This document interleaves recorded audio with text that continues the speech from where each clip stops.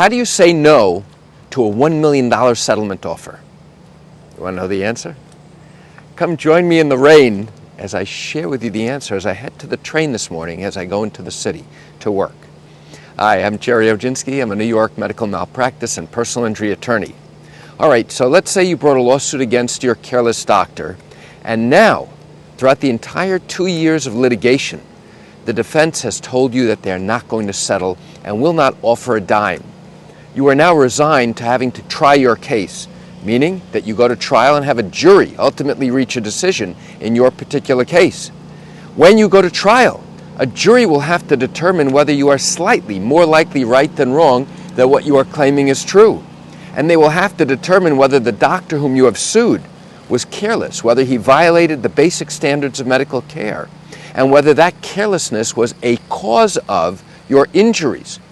If they find that the answers are yes, he was careless, and yes, that carelessness caused or contributed to your injuries, the jury will then have to determine how much money you are to receive as a form of compensation for all the harms and losses and damages you suffered as a result of that carelessness. Okay, so now as you are approaching trial, your case is on the trial calendar. Your attorney calls you up and says, hey, I just want to let you know, the defense has finally decided to negotiate. They've actually offered $1 million to settle your case. And your immediate gut reaction is absolutely not. What took them so long? They should have made this offer years ago. And your attorney totally understands and says, yes, they should have done that, but they didn't. But now here we are. Now, it's 2 years later. They have now made a substantial settlement offer of $1 million. And now we have to have a discussion about whether or not this is an appropriate number.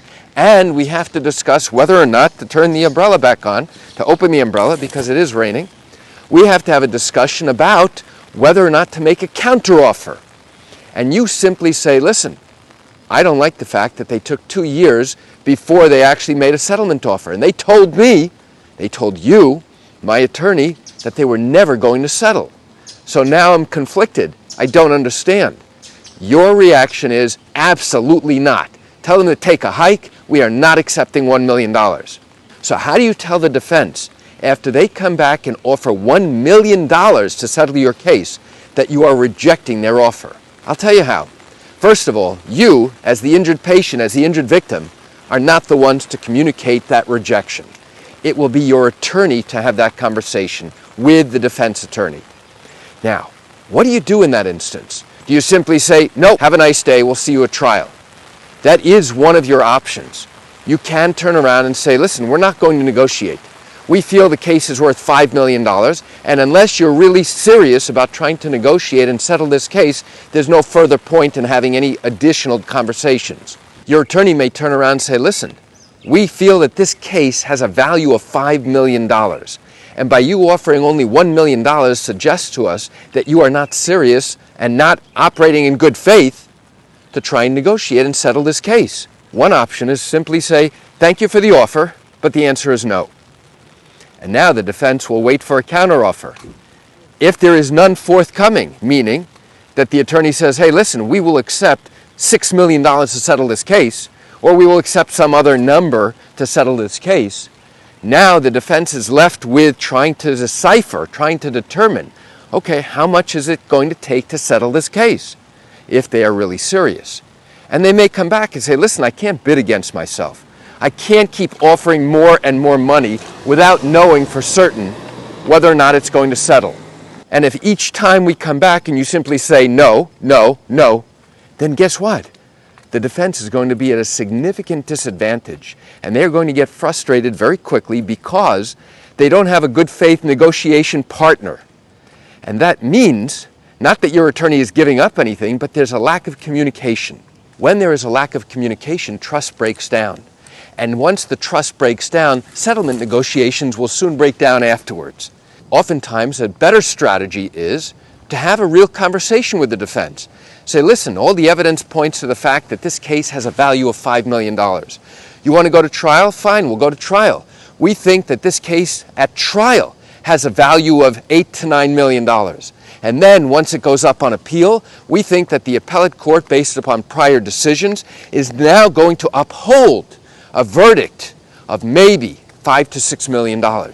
That's why we were willing to accept $5 million right now and not later. So by having this conversation, you not only show the defense that you are fully familiar with the case law, that you are fully familiar with what has happened in the past with other similar cases, they truly understand the risk of going to trial, and they now have a better sense of where you want to be, meaning you, your attorney, wants to be, winding up at the end of settlement discussions. Does it mean you're going to get there? No, it certainly does not. However, what it does mean is there's a clear line of communication, and simply saying, no, no, no, we're not accepting this increased offer, we're not accepting this increased offer, is not a great settlement strategy. So going back to the title that I raised at the beginning of this video, how do you go ahead and reject a settlement offer?